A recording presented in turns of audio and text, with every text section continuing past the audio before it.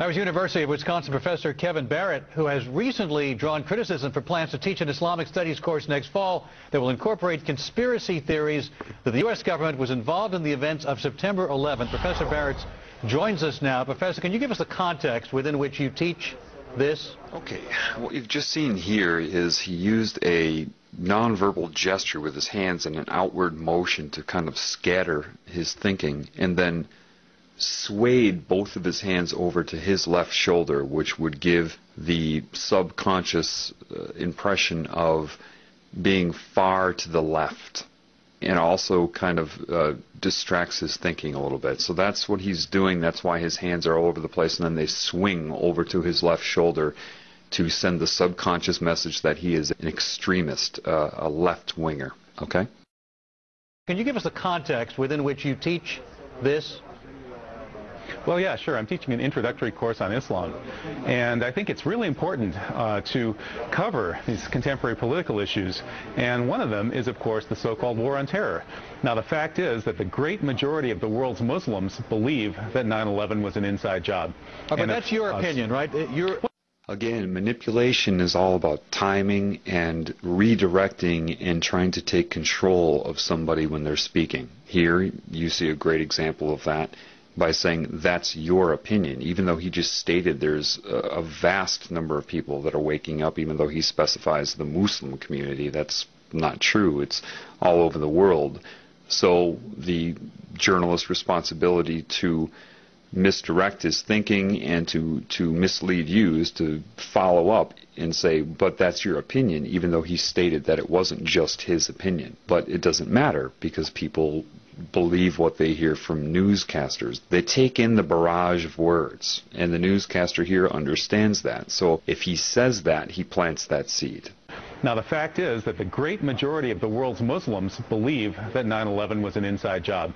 But that's your opinion, right? You're offering your opinion that there was an inside job. Well, after studying the evidence pretty intensively for 2.5 years, I am convinced that 9/11 was, in fact, an inside job. And are students required to regurgitate that in some way in order to do well in your class? Again, more manipulation. I'm sure you caught that. Even though this very system of the world creates people to regurgitate, they will often accuse people of doing the things that they do. It's just part of it, okay? So by saying our students required to regurgitate that gives the subconscious impression that he is controlling their minds and not teaching them to think, when in actuality, to be able to see through the media, to be able to see what is going on, is not regurgitation. Any person that does regurgitate and only memorize and not think would not be able to see through it anyway. It doesn't matter. This is reverse psychology. This is just not even that. It's just manipulation. It's just name calling. It's I'm rubber, you're glue. Again, this is a way that he disrupts the guy's thinking with petty comments like that. He knows that this type of person would never want anybody to regurgitate anything, because that doesn't allow them to learn to think. Doesn't matter. If there's an audience to this, he plants that seed again. Well, after studying the evidence pretty intensively for 2.5 years, I am convinced that 9/11 was, in fact, an inside job. And are students required to regurgitate that in some way in order to do well in your class? That's ridiculous. No, I'm not interested in making students regurgitate anything. All right, Mr. Barrett, Sean Hannity here. Do you really believe that 9/11 was an inside job? Okay, Sean Hannity. I never watched Fox News before, but within seconds of seeing this guy, you can just see that he is a snake. At least he is currently conducting himself as such. Now, this is pretty basic what he's doing. He's not giving eye contact. He's pretending to be bored with the guy's very presence. And this is a way to discredit him that way, as if he's just some sort of gnat and not even worth considering, and that's why he's purposely looking down and acting bored when he talks to him. Secondly, he uses the word believe. Do you really believe? To believe is not to know, and that's why he's stressing that. And again, you're going to start to see extreme manipulation from this Mr. Hannity. All right, Mr. Barrett, Sean Hannity here. Do you really believe that 9/11 was an inside job, not just 9/11, but Madrid and Bali and the Zakawi operation? Well, you know, actually... hang on a second. Okay.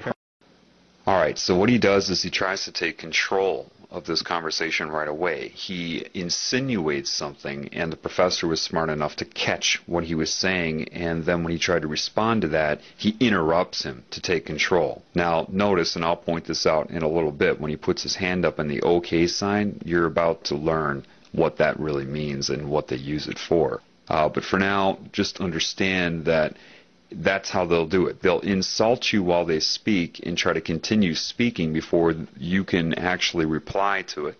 And therefore, it makes the professor look nuts. You know what I mean? Because if people don't catch this neuro-linguistic programming, if they don't catch the manipulation, which comprises the majority of the audience anyway, nevertheless, if they don't catch it, then he can do that. He can take those cheap shots, and when the professor tries to correct those, then he interrupts him, says, hey, hold on, and then tries to make him look rude for interrupting and take control over him and disrupt his thinking at the same time.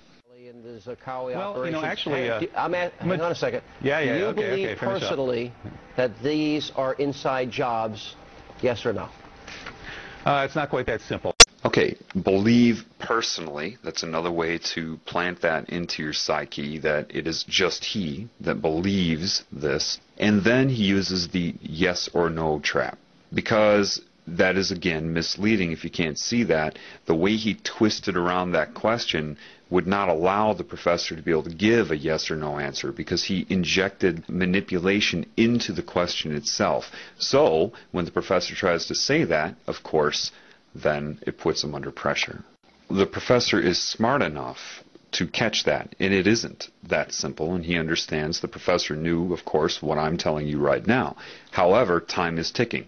He only has so much time on the air, and their job is to disrupt his thinking as much as possible and make as many hidden accusations as they can and as many subconscious embeds into how to perceive the professor as they can in the short amount of time that he's on the air, and that's their only job, is to discredit and disrupt. Okay? But he did catch it. Now he has to respond to that rather than being able to say anything that matters. And that's what they do. Another good person at this is Stephen Colbert. If you watch Stephen Colbert with any of his interviews, his whole job is to discredit and disrupt. That's what he does. And you keep it moving. It's very, very petty, but these are the people that you allow to run you, okay? So know that, and that's what's going on right here. Yes or no? It's not quite that simple. I know that 9/11 was an inside job. Professor Stephen Jones has found residue of thermate on the steel samples from the World Trade Center. We now know that it was taken down in a controlled demolition. All right, so you believe that the buildings came down in a controlled demolition? Okay, so the professor did a really good job of identifying his manipulation by saying, I don't believe, I know.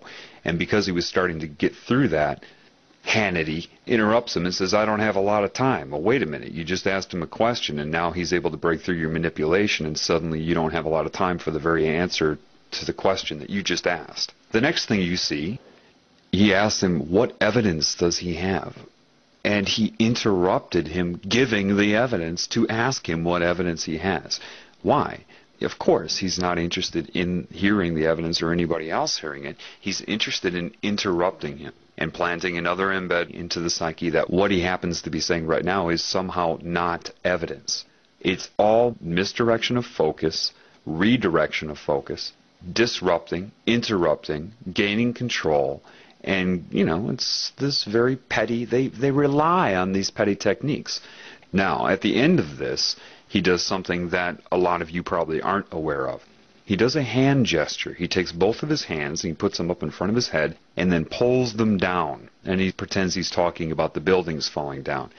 What that is I don't know what they would term it. I'm just intuitive. I'm perceptive. I can see what they're doing. That's sorcery.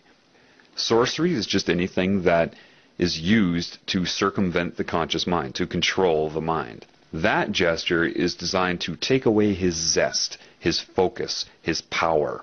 By bringing his hands down like that, he's trying to subconsciously take away the focus of the professor, take away his power. And that's exactly what he's doing, and that's what you're seeing. And I'll play that again for you. Inside job. Professor Stephen Jones has found residue of thermate on the steel samples from the World Trade Center. We now know that it was taken down in a controlled demolition.